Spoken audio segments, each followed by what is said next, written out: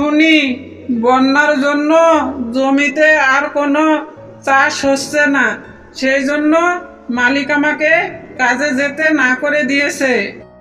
টোনা, এ নিয়ে তুমি কোনো চিন্তা করো না, আল্লাহ আমাদের কপালে যা লিখেছে তাই হবে। টুনি, কাজ না করলে আমরা খাবো কি, আর আমার মেয়ের লেখাপড়া কিভাবে চালাবো?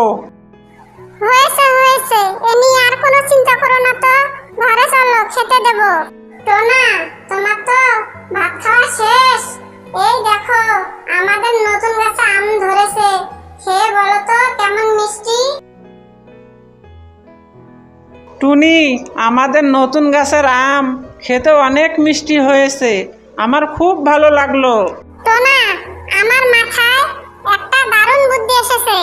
তা টুনি, কি বুদ্ধি এসেছে সেটা তো বলবে। টোনা, এখন তো আমের মৌসুম, আর আমাদের গাছের আম খুব ভারী মিষ্টি।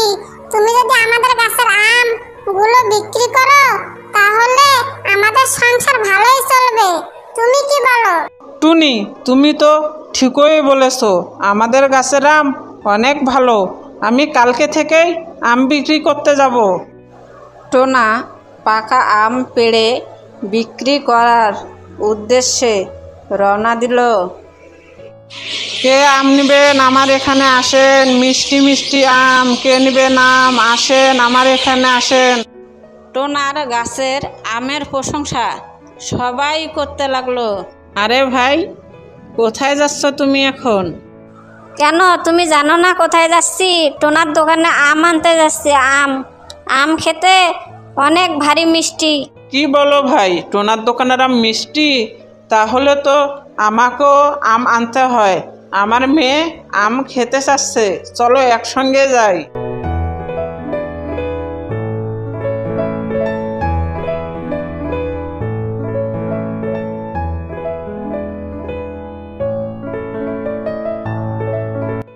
বাবা বাবা, আমাকে আম এনে দাও, আমি আম খাবো। আমি শুনে এলাম টোনা আঙ্কেলের দোকানের আম অনেক মিষ্টি, আমাকে সেখান থেকেই আম এনে দাও, আমি খাবো। আমি তো এখন যেতে পারবো না, আমার একটু কাজ আছে, তোমার আম্মুকে বলো এনে দিবে। আম্মু তুমি কই? এদিকে আসো। কি হয়েছে আম্মু, ডাকছো কেন? দেখো না আম্মু, আমি বাবাকে বললাম আম এনে দিতে, বাবা নাকি কাজে যাচ্ছে, তাহলে তুমি আমাকে টোনা আঙ্কেলের দোকান থেকে আম এনে দাও। আমি শুনেছি টোনা আঙ্কেলের দোকানের আম ভারী খেতে মিষ্টি, তুমি টোনা আঙ্কেলের দোকান ছাড়া অন্য কোনো দোকানে যাবে না। পাগলি মেয়ে আমার। ঠিক আছে ঠিক আছে, তুমি ঘরে যাও, পড়তে বসো, আমি এক্ষুনি তোমাকে আম এনে দিচ্ছি। টোনা, তোমার দোকানে এলাম, আমার মেয়ে বায়না ধরছিল তোমার দোকানের আম খাবে। তা ভাই, আমাকে আম দাও তো তাড়াতাড়ি আমার মেয়ের জন্য। ঈগল তার মেয়ের জন্য টোনার কাছ থেকে আম কিনে নিয়ে গেল। টুনি, আমাদের গাছের আম খুব বিক্রি হচ্ছে, সবাই শুধু আমাদের গাছের আম কিনতে আসে।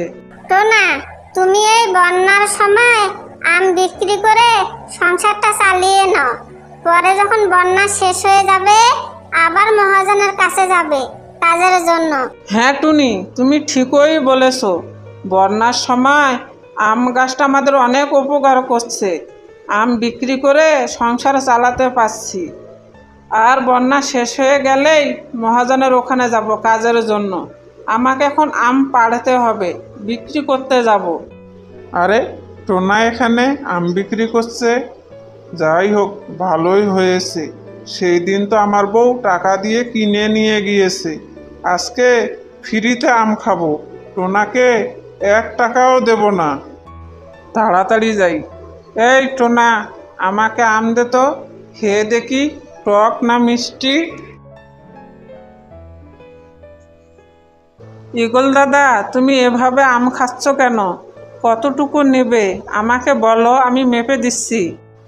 টোনা, আমি তো আম কিনতে আসিনি, আমি এসেছি আম ফ্রিতে খেতে, আমি আম কেন কিনবো? আমার অনেক শক্তি, বেশি বাড়াবাড়ি করবি তো তোর ঘাড় মটকিয়ে দেব। ঈগল দাদা, তুমি এরকম কেন করছো?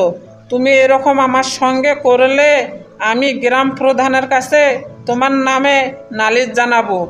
কিরে টোনা, যত বড় মুখ নয় তত বড় কথা। আমি তোকে দেখে নেব।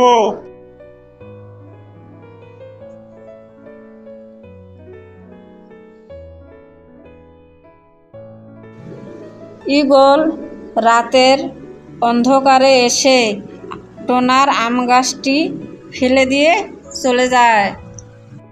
হায় হায় রে, এ কি সর্বনাশ হলো! আমাদের আম গাছকে ভেঙে ফেললো। আমরা এখন কিভাবে চলবো? টুনি, বন্যার জন্য মালিক আমাকে কাজে নেয়নি। আম গাছের আম বিক্রি করে চললাম, এখন আম গাছটিও চলে গেল। এই বন্যার সময় আমি এখন কি করব? আমি আর কিছু ভাবতেই পারছি না। টোনা কিভাবে সংসার চালাবে সে নিয়ে ভীষণ টেনশন করছিল। হঠাৎ, কিরে টোনা, তোর আম গাছ ভেঙে গেছে মনে হচ্ছে। ঈগল দাদা, তুমি এসব কি বলছো? তুমি কিভাবে জানলে আমার আম গাছ ভেঙে গেছে? তার মানে তুমি এই কাজটি করেছো? হ্যাঁ টোনা, আমি তোমার আম গাছ ভেঙে দিয়েছি। তুমি যখন ফ্রিতে আমাকে আম খেতে দিবে না, তাহলে গাছ রেখে কি হবে? সেই জন্যই ভেঙে দিয়েছি। ঈগল দাদা, তুমি কাজটি মোটেও ঠিক করনি। আমি আজকে যাব গ্রাম প্রধানের কাছে তোমার নামে নালিশ দিতে। টোনা, যা তোর গ্রাম প্রধানের কাছে যা, দেখি তোর গ্রাম প্রধান আমার কি করতে পারে। রানীমা, আমি এক গরিব টোনা। বন্যার জন্য কোথাও কাজ পাচ্ছিলাম না, সেজন্য আম বিক্রি করে সংসার চালাতাম। সেই আম গাছ ঈগল দাদা এসে কেটে দিয়েছে। এখন আমি কিভাবে সংসার চালাবো? আমি এর বিচার চাই। ঈগল যে তোমার আম গাছ কেটে দিয়েছে, তা তোমার কাছে কোনো প্রমাণ আছে? প্রমাণ থাকলে দাও, আমি ঈগলের বিচার করব।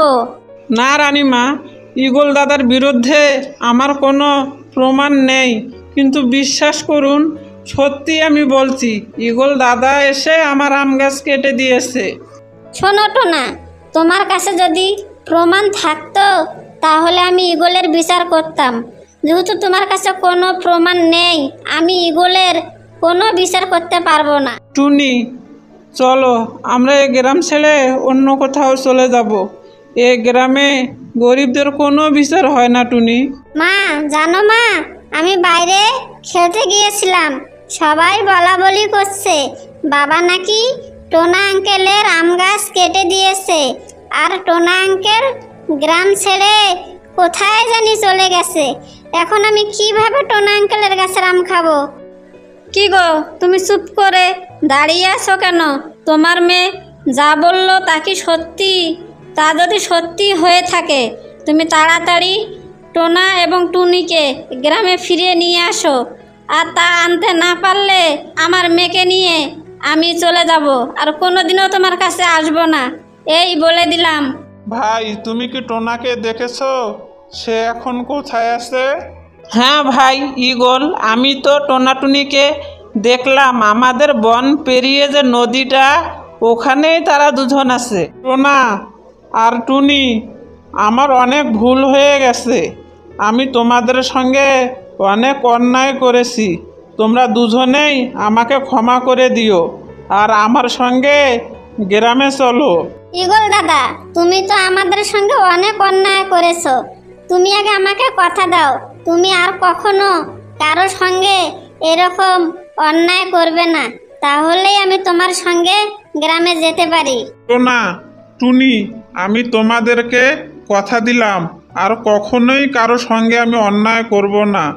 আর আমি তোমাদেরকে টাকা দিচ্ছি, সেই টাকা দিয়ে আবার আম বিক্রি করবে।